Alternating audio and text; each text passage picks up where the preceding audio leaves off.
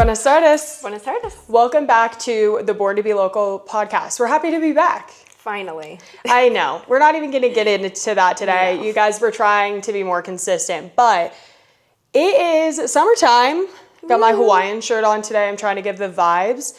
But we thought it was a perfect opportunity to talk about something that I think is incredibly important, which is this social media trend of romanticizing your life. Everybody's romanticizing their life. They are going to get a coffee and they're making it a whole production. Everything needs to be romanticized nowadays. And we actually think that this trend, although having positive impacts, has actually had negative impacts. And we want to get into that today, why we think that and like what romanticizing your life is. Yeah, it can be hard seeing it all the time, especially with the amount of time that everyone spends on social media every day. So just, steering clear of some of the negative things that come from it. Yeah, let's get into it. Okay, so I was doing some research because we want to start pulling some facts into this podcast instead of all opinion. I look at I don't know about you, but every once in a while I will just look to see how often I'm using my phone. Like I'll look at my usage, and specifically on like Instagram and TikTok. So I was like looking up stats, and on average, people use social media about 2 hours and 24 minutes. That's like the exact number. 2 hours and 24 minutes every single day. But give or take, like over 2 hours a day, we are consuming social media every single day of our lives. And like, I thought that was like a perfect stat to start with on the subject of like romanticizing your life. I've heard people talk about this even in like other podcasts and things before, but like this concept of like, why is social media ruining people? Like social media is a highlight reel. Like it is quite literally a highlight reel of like some of the best moments of your life that you put out to people to like show them the amazing moments that you're having. Like whether it's building a business or like you're not building a business, maybe it's just you're living your life. Like you are showing the super fun moments. Yeah, no one wants to show the bad things that are happening every day in their life, which honestly, we don't show that much of it either, but that's why we have this podcast to talk about it. Yeah. Because, I don't know, no one wants to see crying videos of the business deal that went really bad. It's like, so this is why we have this, where we can talk about it. Yeah, but also, I actually think this is like a perfect discussion piece. Like, do you think it's that people don't want to consume that, or do you think like we're so accustomed to like just absorbing the good? Like we want to see all the good stuff happening in people's lives. Like I actually think like I would challenge that a little bit to say like people are looking for more authenticity. Definitely. It's just that obviously the hate online is just like immense and super difficult to like put yourself out there and show vulnerable moments. But like sometimes like, especially when I do see the vulnerable moments online, I'm like, oh my gosh, that actually like made me feel like connected to that person, or like I relate to that, Yeah, it definitely, it does make it a lot more relatable. And you usually see that from people who are already super successful though. Like a lot of people aren't showing it on the process to becoming successful. Successful.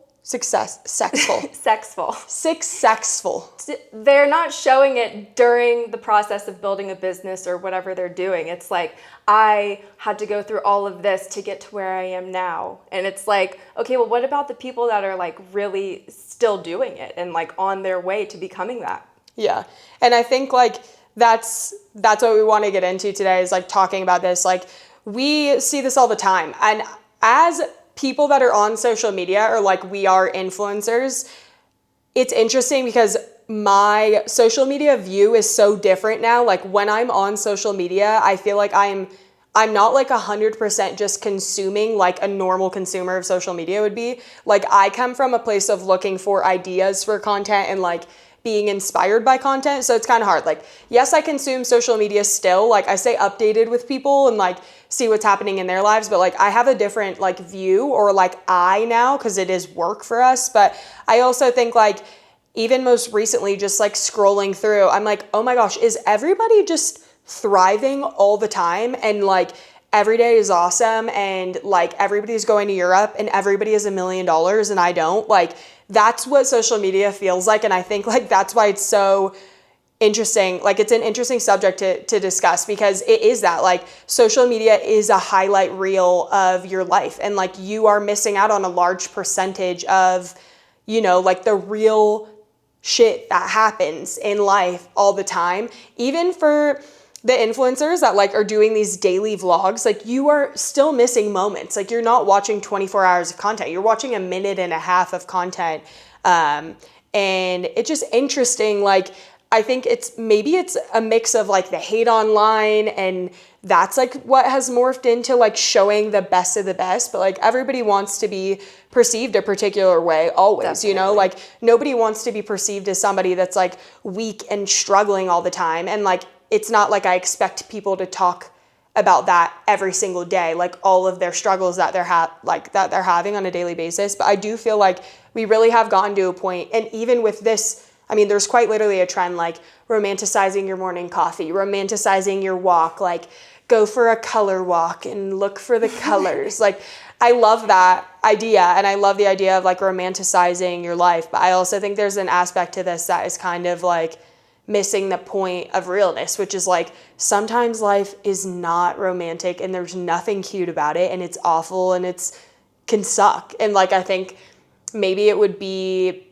better off if people started to talk about that more, or like talked about how like not life isn't perfect all the time. Like obviously we know this, but like I would love to see more of that on social media. Yeah, it's definitely hard to not compare yourself to all of these people who are romanticizing their lives on social media, and they're like in the perfect apartment and they have the perfect matching cupboard and like all of the glassware, and it's just like so aesthetic, and they have a million different shapes of ice cubes, and I'm like, I'm not gonna do that. Like, I'm not gonna do that.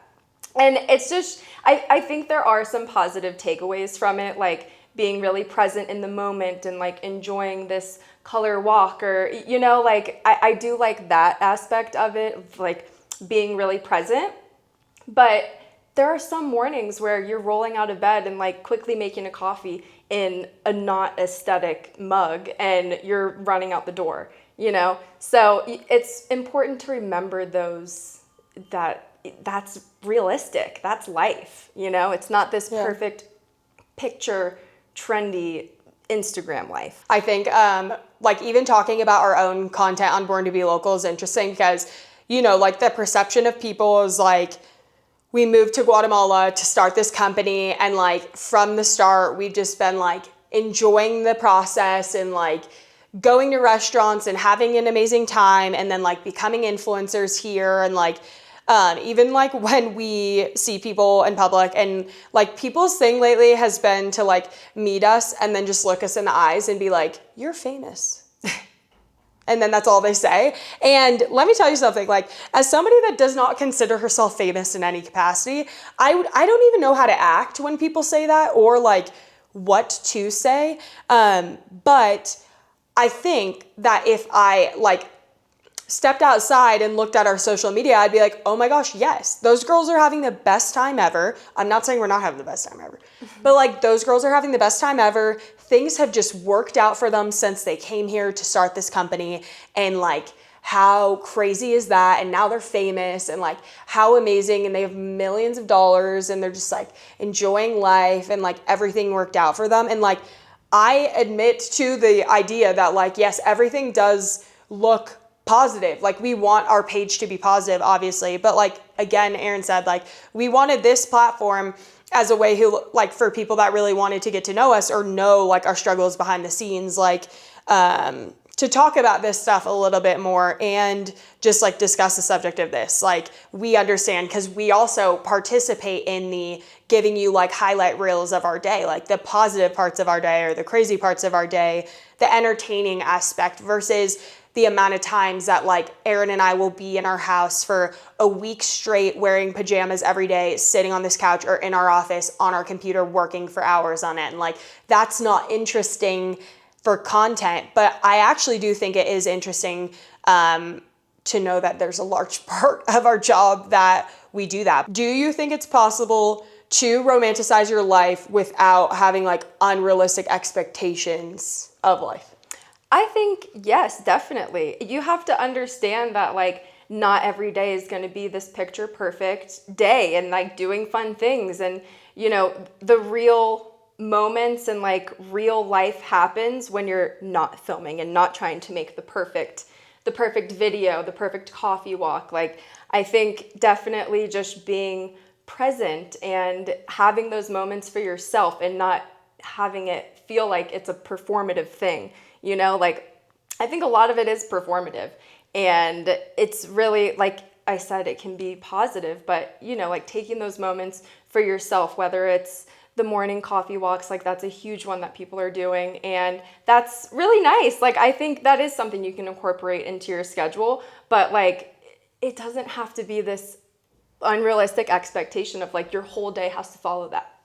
Like your whole day has to be perfectly aesthetic and perfect, and it's just, yeah. I think realizing that there can be moments of that, but not everything in your life has to be so perfect.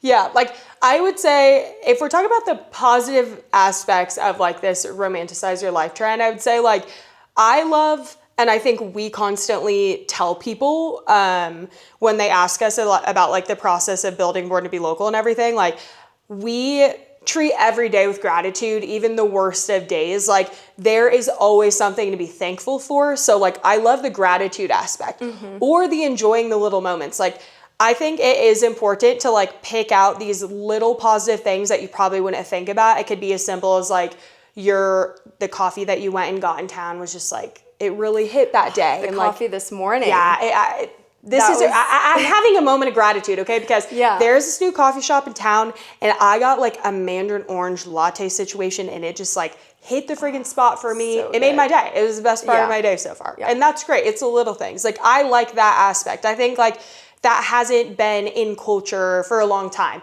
I don't think like my parents were like really enjoying and consciously being like, wow, this cup of coffee was amazing. What a positive thing in my day. Like, at least my parents were like that. No offense, mom and dad, but like you guys were not the little gratitude moments. And now I feel like my mom is like that, or like my parents have become that, where like the little things matter. So again, I think this is like a positive thing coming from this trend.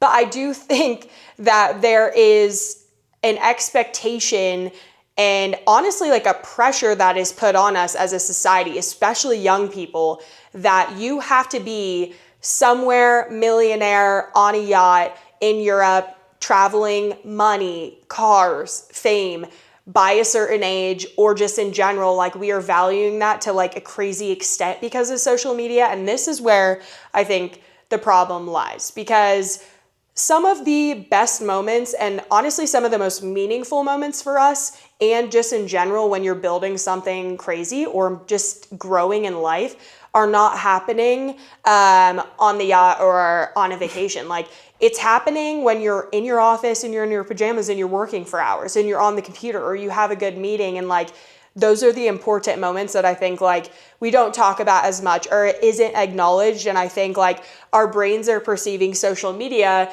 especially when it comes to like famous people or influencers, that like, oh my gosh, I want to get to this end goal that the influencers have gotten to, which is every day is this magical day and no hardship is ever faced, and they just go get a matcha and they go to Pilates and they come home and they watch a TV show and they do that on repeat. Like that end goal that you see constantly, that amazing side of people's lives, like isn't the case every single day. Yeah, it's all relative. And to get to that point where you're having those fun days and, you know, like you're going on the yacht, you're going to the beach, whatever, the structure and like the admin work where we're in the computer room for days, just like emails and media kits and everything, like all of the website work, all of those days have to happen in order for the fun days to happen. And that's with everyone. Like you're seeing these celebrities doing these amazing things.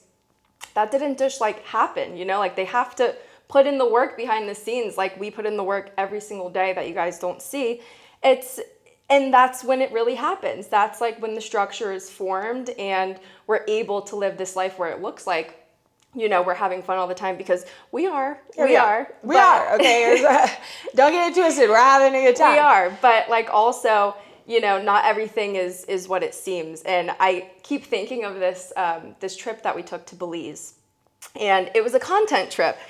And it was so much fun because, you know, like we got paid to go to Belize and it was amazing. But we stayed in this like really nice condominium and it was incredible, but we were working the whole time. So, you know, like I don't even think, we didn't even lay on a beach when we were there. No, we barely touched the sand. Yeah, we barely touched the sand. But like the thing that I'm thinking of for this trip is that, you know, like they paid us a certain amount and we had to pay for our own transportation from that amount. So we're like, what's the cheapest way we can get there? We took a bus to Belize, which I would do again, I guess. I say hesitantly because we made a strange stop on the way in the middle of nowhere. I wish we talked about that more, but the problem was we were also working with a bus company, technically speaking. It was weird. It could have been anything. Okay. Yeah. For the on the what do people say? Allegedly. Yeah. Okay. But that is so true. Sometimes it's hard to show those moments, and I think like especially when it's something sponsored or whatever, it's like in the moment we can't talk about it. But I do always remember. Yeah, but that's also what makes it fun is like I look back on that and that was such a fun trip and like it was our first like bigger collaboration outside of Guatemala and like it was so much fun. But then I think about like the 12-hour day that we had of like switching buses and like one without AC and like lugging our bags everywhere. Like that's the stuff that I'm gonna remember years from now. Yeah. That makes it so much fun for us. And like anytime we're in a hard situation, I just like we look at each other, we're like, we're gonna remember this. Like we're gonna remember these days. Yeah. The bus for sure. Also the fact that like there was torrential downpours in Belize and like everybody thinks of Belize as like this amazing, sunny, gorgeous, wear your Hawaiian shirt and go to the island vibe. And those rains were like no other. And we had to get content for, again, like the hotel, the place we were staying was awesome, but it just was off season. So like we were trying to catch the sun when the sun was sunning. Mm-hmm. And when the sun wasn't sunning, it looked like spooky, kooky, ooky town with like, we had like gray cloud on one side and then like a glimpse of light. And we were just trying to get like tight content so you could see the sun. But that's why we have this podcast to talk about this stuff. But that is a great example. Like it's not always as it seems. Like it is amazing and we are having the best time, but like I think also I had like one of the hardest years of my life this past year. Like it's something that I haven't talked about much and I won't talk about why, but like I had health issues and health scares that like made my year, even though I was having like such an incredible year, I was also like struggling super silently behind the scenes, and sometimes that's really difficult. And I think like it's important to know that like not just personally was I struggling, but like even as a startup company, like we struggle constantly. Like we are trying to grow a business that we started from scratch, and we may have a month where we make incredible money and we're doing amazing and we feel like we're growing, and then we have another month where it's like, oh my God, crickets, bank accounts dry. I haven't seen people. We've been in our house, like nothing's been going on. And like I think it's important to acknowledge those moments. Like it's all part of growth, but really that's when the important things happen. Like I think this past year and everything that I went through this past year, like also I grew so much mentally and also realized my like capacity for going through something really difficult and simultaneously enjoying life. And I think that's what's important about this romanticizing your life trend. Like romanticize it to the extent that like when good things are happening, you are like, this is amazing. And when bad things are happening, you're like, well, life can be amazing. Like I know that there's the other side of that as well, as much as there's not, you know, it's not amazing all the time and it's also not horrible all the time. Like there's always there's balance. Life's about balance, you know? Yeah. And through everything this past year, like you've carried yourself so well through it. Thank you. You really are so strong. Thank you. And it just really shows that like even the hard times, like you can get through it. And that if you went through this, you can go through anything. Totally. And still thrive. Yeah. And run a successful company. And like you can do all of these things. So I really think superhero right here. But yeah, you know, see positive things happening. Like positive things. The world keeps moving and unfortunately you have to as well. Yeah. And it just forces you to be stronger. Yeah, for sure. when we were working on this episode and just like things to touch on, I think that there, for some reason in life, and especially I think like in American culture in particular, we have lost the capacity for patience. Everything needs to be rushed. Everything needs to happen tomorrow. Millionaire by 30, super important. If you're not, you're a failure. And I feel like that culture, which we've kind of talked about in other episodes before, but not really dived into it, like I think we've really lost the capacity for patience and slow progress. And we want everything to happen yesterday. Like we want everything to happen now. There's no such thing as like a waiting period or a grace period or a period of struggle. It's like, no, when you start it, you should finish it and then you're done.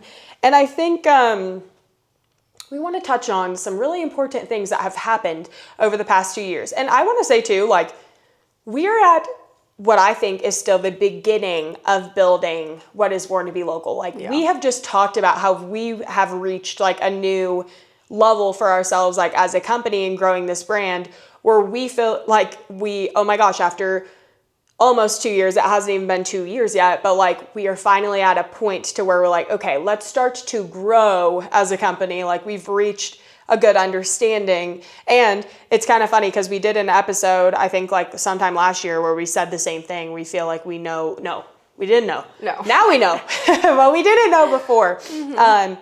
But yeah, like it's that being patient, but also like having goals is not a problem. Like this is not the issue. I think it's important to have goals, but like everybody wanting to be rich tomorrow is such a toxic mindset in my opinion. And I am absolutely guilty of this, like wanting things to happen tomorrow. Like sometimes that level of pressure and stuff like still is on my mind, but like I have learned to have patience for the progress and like trying to enjoy the process of progress over time. And I think we want to get into some specific things that we have gone through or done over the past 2 years in growing to Born to Be Local so people understand how we came from not knowing anybody in this country and quite literally just a name and a concept to like what is now Born to Be Local. Like we're booking trips and we're doing like custom bookings for people, but we're also influencers. I want to ask you, what is like something for you when you think about these past 2 years, give or take, that really stands out in terms of like a uninteresting like meeting or day or whatever where you really felt like, oh my gosh, that was like major progress for us or a major setback for us? Well, setbacks, that is just like the first thing that comes to mind. Yeah, lots of them come to mind. It just pisses me off. So I think like we have now kind of learned, I mean, we still struggle with it, but like knowing exactly what to focus our energy and time onto, because there are a lot of people here that just in general that want to talk to you and pick your brain and get information from you, and you think that they're like being nice and they maybe want to work together, but they really just want to suck information out of you, and then you never hear from them again.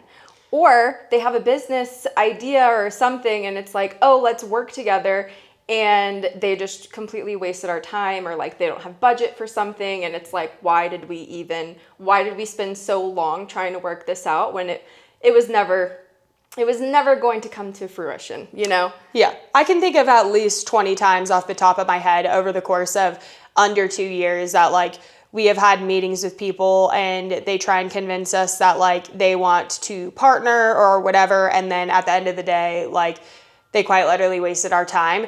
I genuinely, I'm not kidding. I think it's taken us until a few days ago to realize that. Yeah. Like we really had a conversation about this where we were like, we can't take another meeting with anybody like unless they understand that like they have to pay us for work, which, believe it or not, is like a really crazy, interesting thing that has happened in this process. It's a cultural difference. It's like, it's not to blame anybody in particular necessarily, but like there are so many struggles and differences even doing business out of the country. Like we do business all over, but doing business out of the country where you're like, okay, like your time becomes incredibly valuable, and we have quite literally taken many meetings or met up with people and just tried to be nice and like have a meeting with them. But then they end up just picking your brain, taking your ideas and trying to do it themselves, or making you think that they want to work together to collaborate. But the word collaborate has lost meaning and become, please work for me for free and get me clients and also run my business for me, please. Yeah. Which is really interesting. How would you say, like, I think this is probably a very common struggle for people that are just starting a business. What would you tell someone, like, how would you decipher, like, how would you pick the right people to meet with? I think that's a great question. I am like a very strong believer that a pros and cons list for many aspects of life is positive. I think that genuinely assessing somebody and what they have to offer before you actually take meetings is really important. For example, if somebody is approaching us and they have, let's say, a restaurant in town. They have a restaurant in town. The food is known to be really good, and maybe they're like a friend of a friend or something, and they're approaching us. Like, this is a completely random situation. And they're approaching me because they want the opportunity to work with us, right?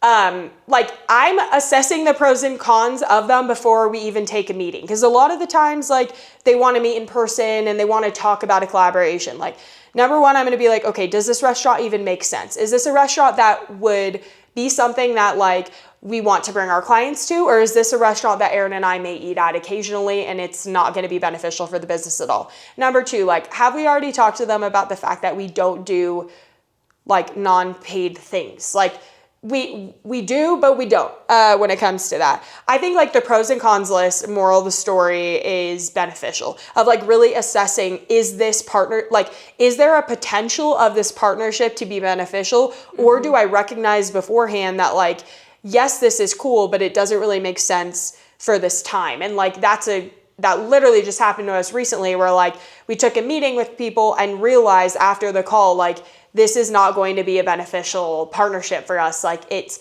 way too time consuming for where we're at, and, like, we need to grow in different areas. So I think my biggest piece of advice with this would be to really assess all of the opportunities that come your way and assess the opportunities that you take advantage of. Even reaching out to people. Like, sometimes Erin and I, we dream big. Maybe a little too big sometimes, to where we're like, let's collaborate in this small town hours away that make no sense. And we'll start reaching out to people to collaborate. And then we're like, well, when are we ever going to go there? Maybe that wasn't worth our time. So it goes both ways. But, like, really pros and cons of things is the way to go. Yeah, I think that's good, because especially in the beginning, it's very easy and exciting to just take every meeting. You're like, oh my gosh, these people want to meet with me. Like, what are they going to do? You know, there's so many opportunities, but, like, be realistic about it. Or if you get offered free things, like, everybody loves free things. We love free things. And when we first started out, like, let's just take it back to almost 3 years ago when we really first came here and, like, started to put this idea out there.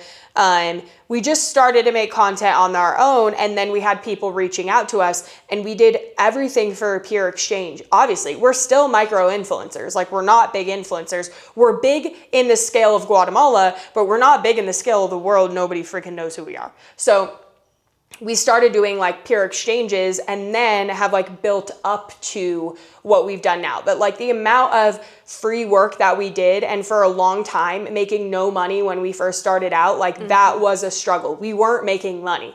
Like, whether people thought so or not, or what we were saying, we weren't making any money. And, like, we struggled for a long time to, like, build our name, our reputation, and, like, what we thought the brand was, and then eventually it worked out. I'm not saying everybody can do that, and I don't think everybody should do that, but that was just, like, kind of the route that we went, and it's how we went up. We saved up money, we started to do work, and then from there we're able to build it. Like, we put a lot of trust in the process, and that's a conversation for another day, but, like, we really trusted the process and started to build, and we're just working at it every day. But, like, we quite literally did work for free for way too long, Too long. Way too long. And now we've really cracked down on that to where we aren't. And now people are getting upset, but we're at a completely different follower level. We're at a completely different impact. We're a fully functioning travel company. And that's something that we build up to.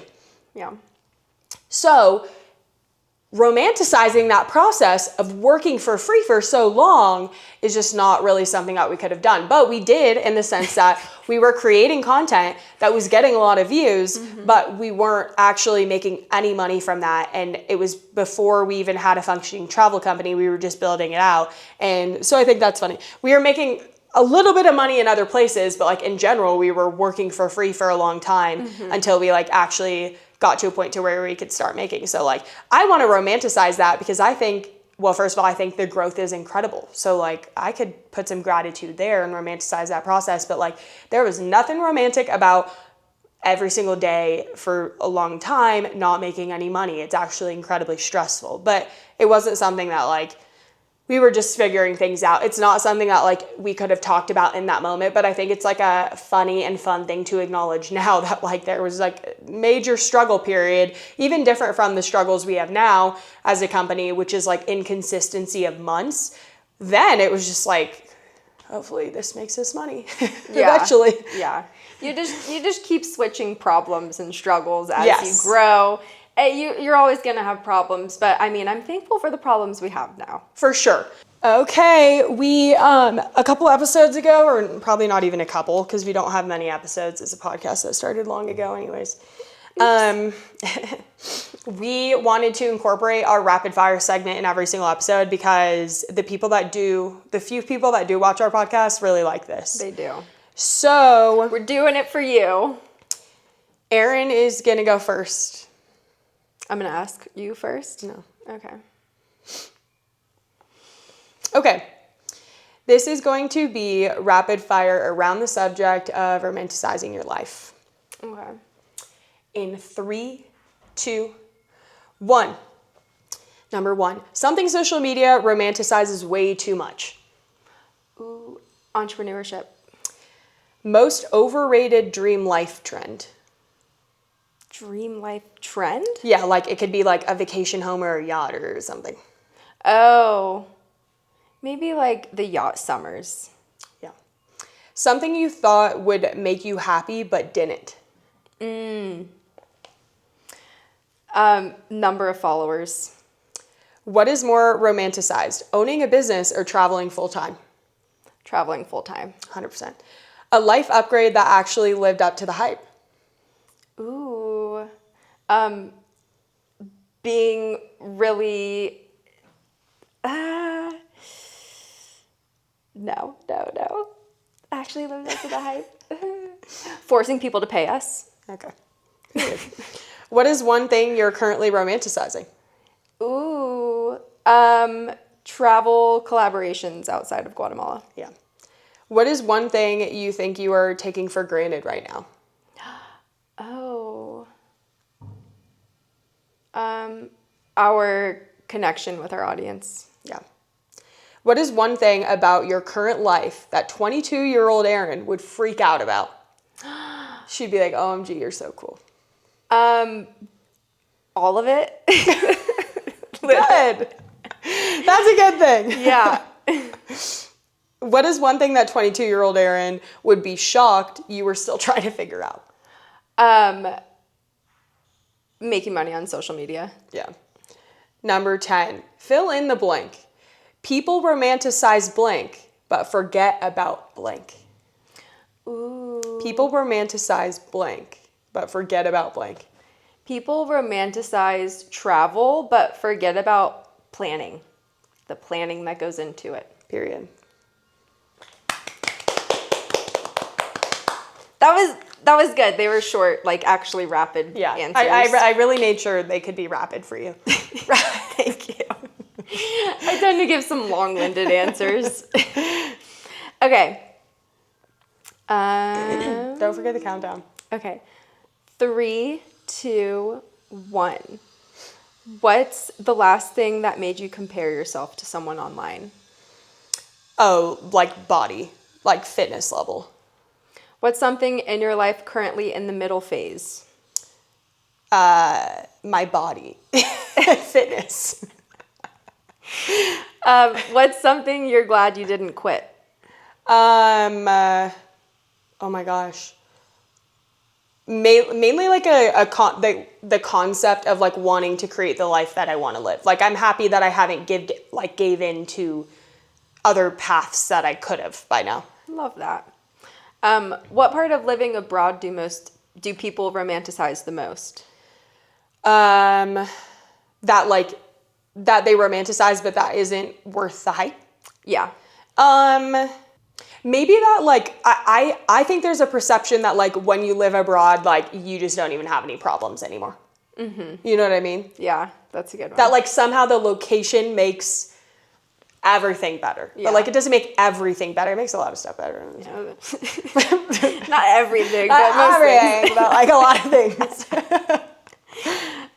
Why do you think year 2, 3, etc. isn't acknowledged as much by the people you know versus the first year of starting a business or doing something? Oh my gosh, that's such a good question. Because I feel like to them, it's less interesting. Like you really will find who your friends are during the year 2, year 3, during the building phase. It's like everybody either wants like the excitement of the start or they want like the celebration of the end. Good one.